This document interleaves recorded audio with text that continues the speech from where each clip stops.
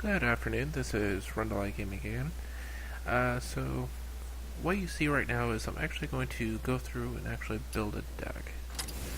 I've actually not played Shamans, but I've played against them a few times.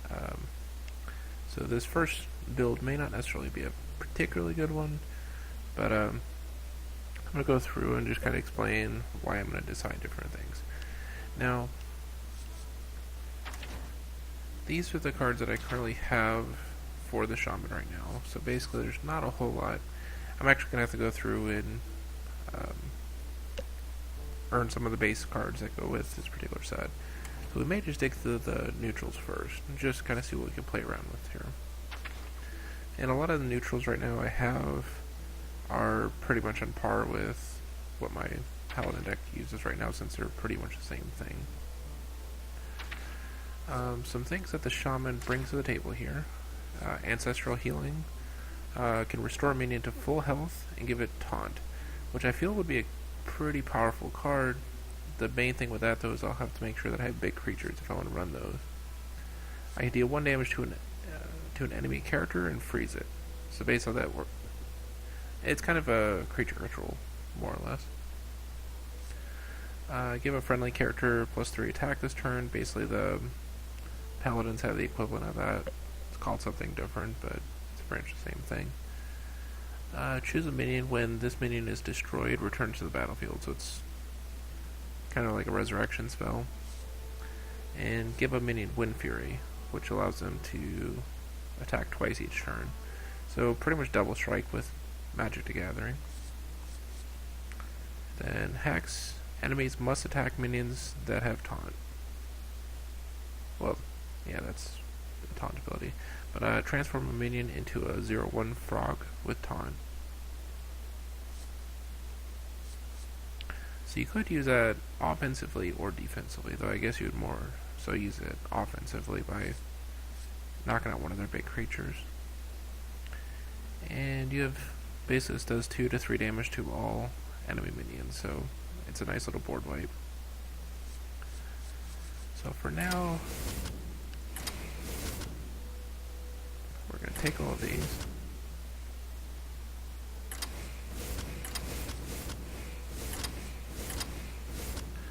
And that's going to give us 12 of our 30 cards. So from what I'm getting out of the build so far, is it might be ideal to try to find larger creatures. So we're going to start towards the end. Like as an example, a War Golem may be more useful in this deck, since I can restore the health and then bring them back from the graveyard if they so happen to die. So let's say grab a couple ogres here. The beast is a 9/5, so it won't have good defense, but it'll have strong offense. Grab 2 of those guys.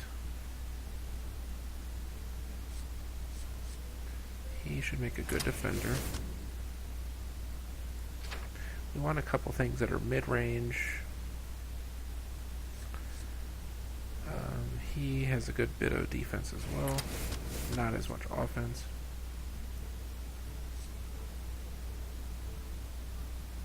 He's actually a pretty good buffer. I may have to throw him in my Paladin deck, because I have the 3-cost one in there, but not this one.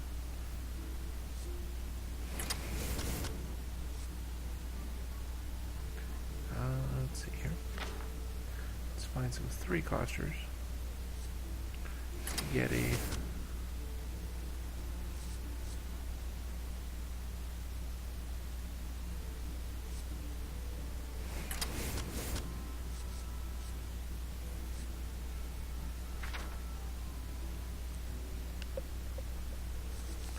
In fact, I kind of like this stealth guy.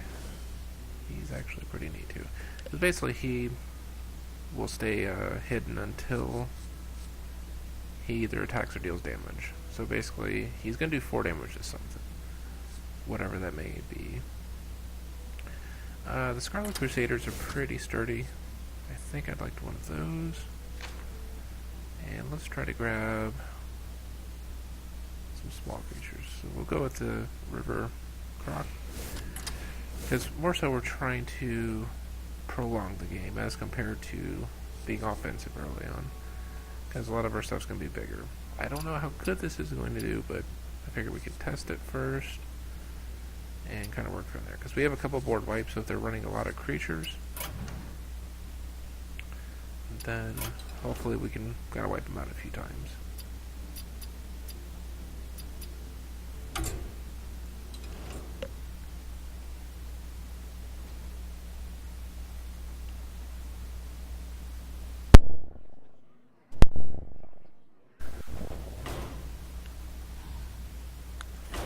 Alright, so at this point, we're going to try to do a quick game here with our new Shaman build here. And hopefully, we at least do kind of okay.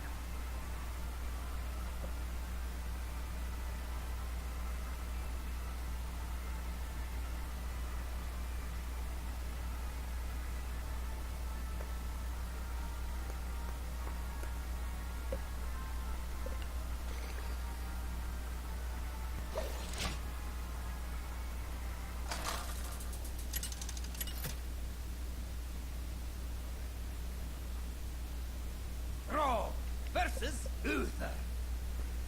I will fight with honor for Doomhammer. Alright, so we have an ancestral healing. We have a board wipe.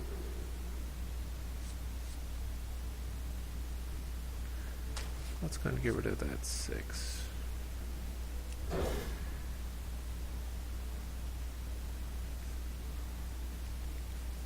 Okay, so that'll be good.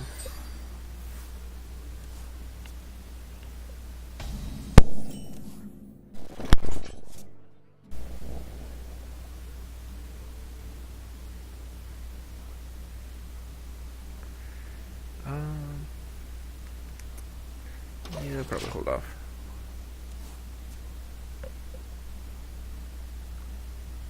So we're playing against the Paladin, which is a normal build.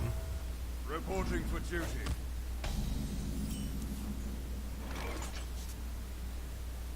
Yeah, let's go ahead and throw some totems down.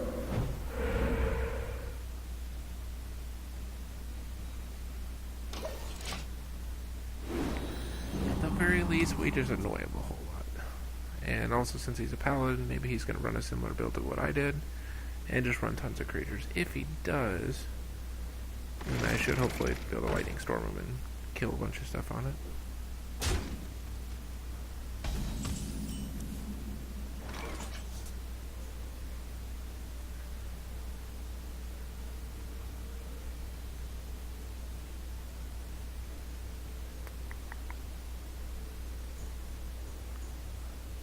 So let's go ahead and drop another totem.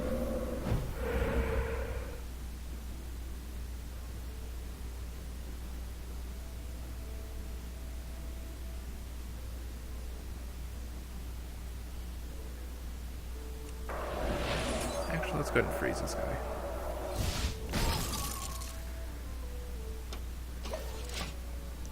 Because, as I said, the strategy I'm going to try to do this first game here is simply to prolong the game.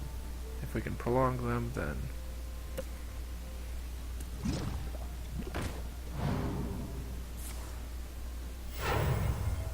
Reporting for duty.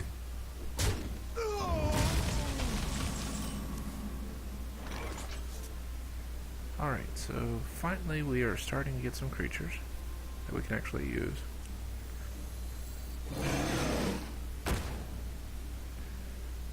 Which means we can hopefully start to break some of these things on their side of the board.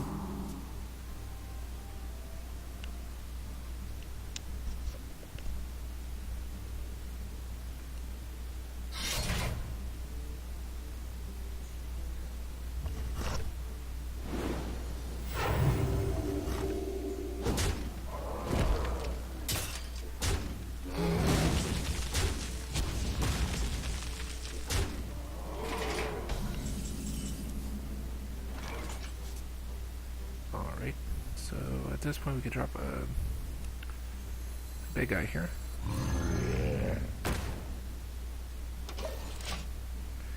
And hopefully we can continue dropping these really big creatures turn after turn here.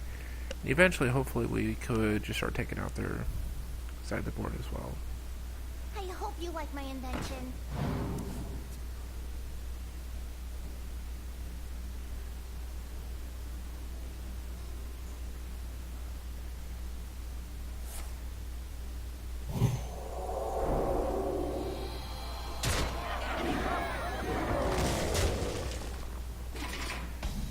Yep, that hurt just a little bit.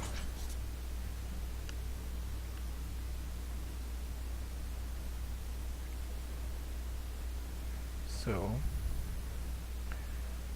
gonna want to drop.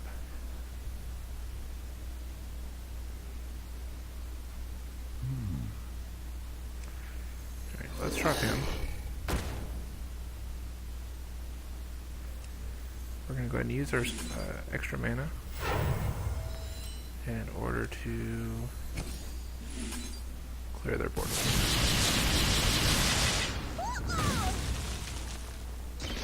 This will reduce the amount of mana we get next turn, but we can still play a 4 or 5 next turn and be fine.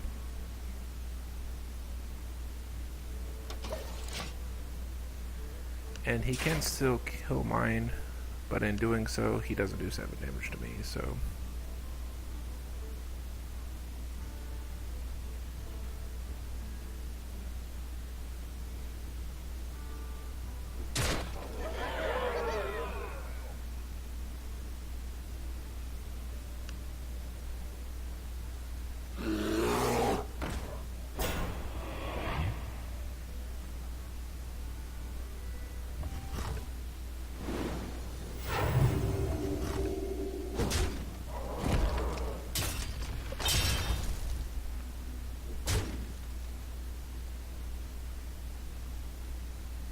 Don't mess with Tusker.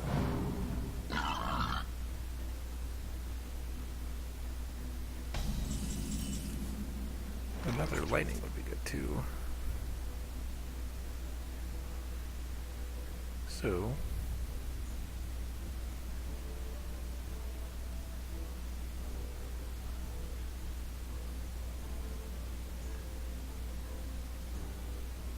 yeah. What to do?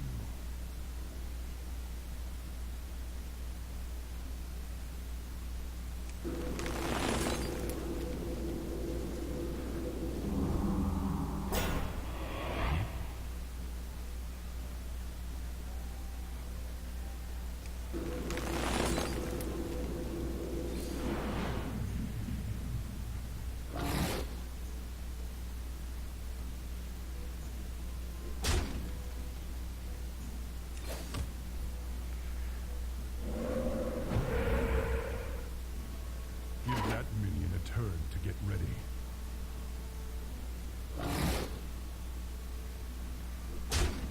Slight waste of cards, but we did get rid of their defender. But I feel this probably will end bad, because there's 9, 10, 11, 12. All he has to do is do 3 damage to me. So...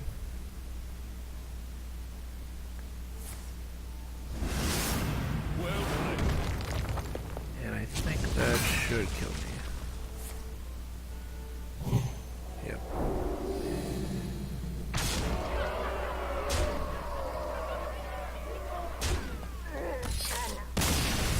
So as you can see, my Shaman deck design probably wasn't very ideal. Either that or perhaps Paladins are not a good thing to go against for Shamans. Unfortunately, I'm not too sure offhand. I guess to test this theory, we could do a practice and then pick one of the ones that we want to try to face. So let's do a regular game, and we'll do against rogues.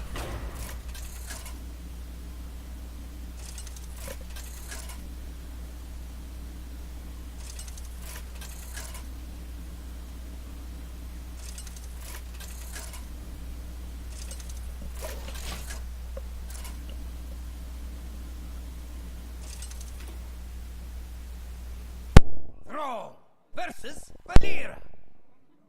Watch your back. For Doomhammer.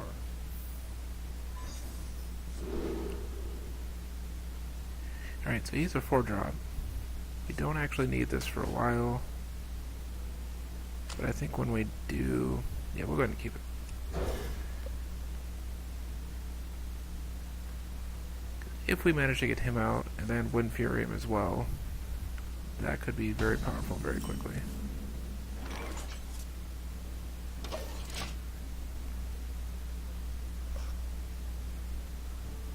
So I guess probably turn 2 we'll just Totem, and then Totem, and then Totem. So maybe something we could do to modify this deck just a little bit would be to probably knock down the mana cost just a little bit. We have a few smaller drops, but I did put a lot of big drops in here, so that way at some point when it starts getting stronger then it would do better, but so we'll see how this goes.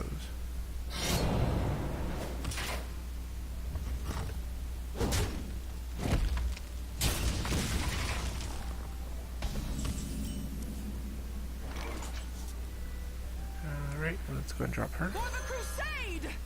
Because I have to kill her twice, essentially, so...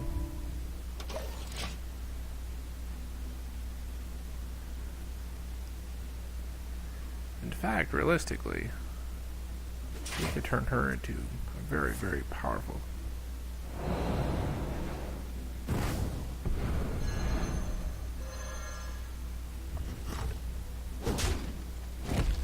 Well, I guess there's that, too.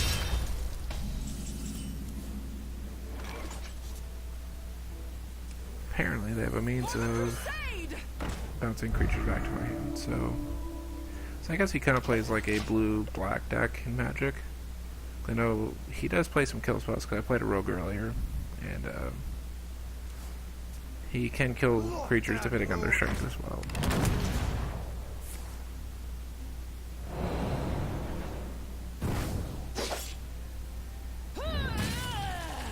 Slightly disappointing, but we are getting to the point now that we can actually lay out much larger creatures. We're going to drop this Yeti.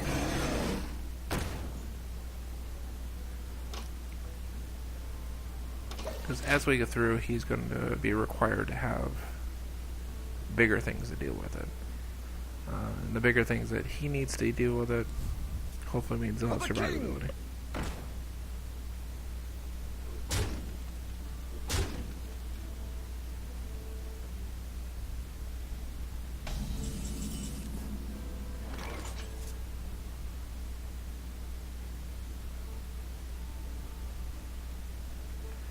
So I guess what I could do is try to maximize the amount of damage we're about to send towards his way. So if it dies, it'll come back to life. We're going to give it +3 attack. And then give it Wind Fury so it's able to attack twice. Which means this should hurt a whole lot.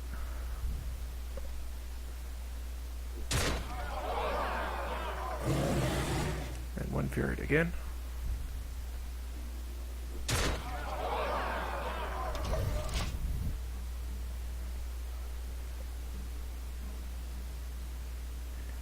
And then even if he does the 4 damage,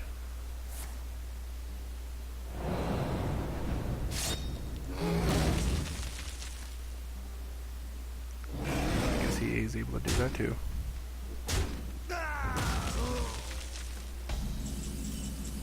However, I did lose my Wind Fury in doing that, so that part's going to be a little bit painful. So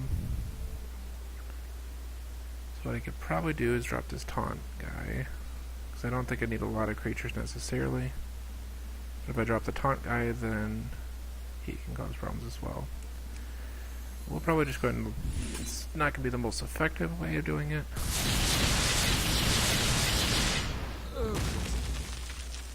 But that will clear that. And we'll go ahead and drop one of these Snapjaws. And that way I can still go through and do 4 damage. Otherwise I had to trade creature for creature, and or just do damage to him and then he hit it back. But this buys me another turn as long as he doesn't have a charged creature come out I've next. got a huge heart. Why that?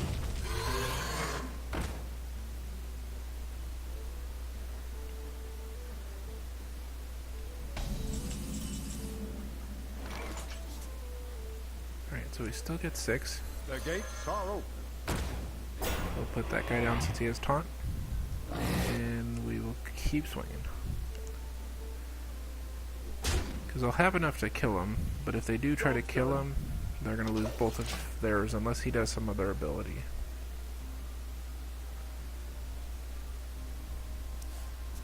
I've got a huge heart.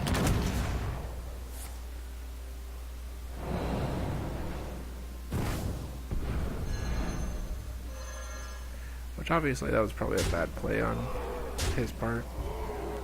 He basically dropped it in order to shoot him, and in turn just bounced back to my hand anyway.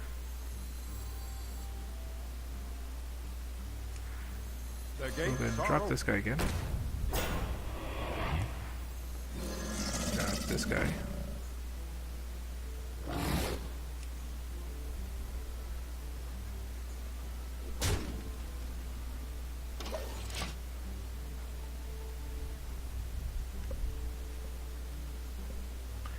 I don't suspect that he's going to survive next round.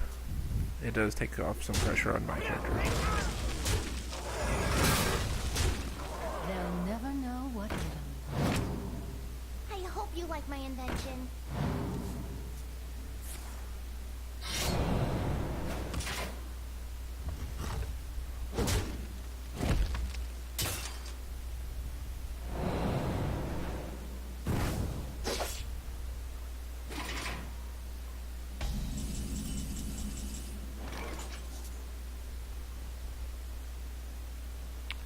Alright, so we probably want to start dropping some of these because we don't want to take the full amount of damage here.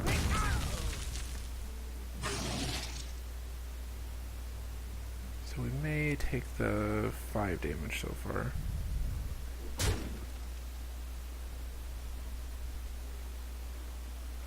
We don't have a taunt. We can drop a 6. And then a 4. That way, if they don't have anything to do at least 5 more damage, then I should be able to go through and actually defeat him. Or the 10 damage. If he tries to trade with me, then I'm not going to take the damage personally, so...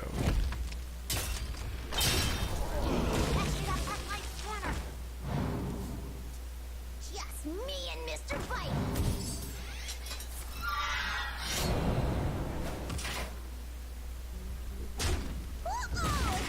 Yep, so he's trading cards at this point, which means I should have defeated him.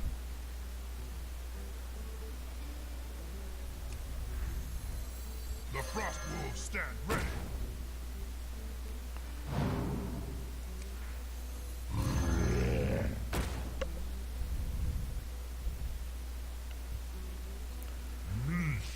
And we'll go through and just kill him here.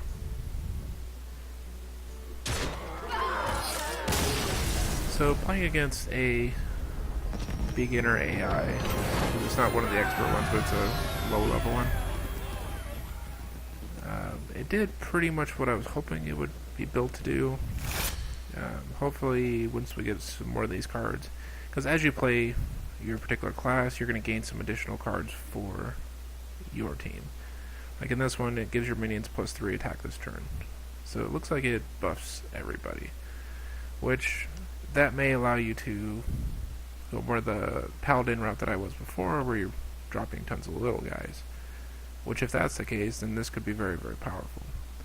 So that may change my deck just with those 2 cards, because I could just drop a very similar deck to what I have with my Paladin, where it's a bunch of little guys that just get buffed a bunch, and then you can Wind Fury one of them into being twice that much damage as well. So I do hope you enjoyed watching the video, and thank you for watching Rundlii Gaming. You have a great day.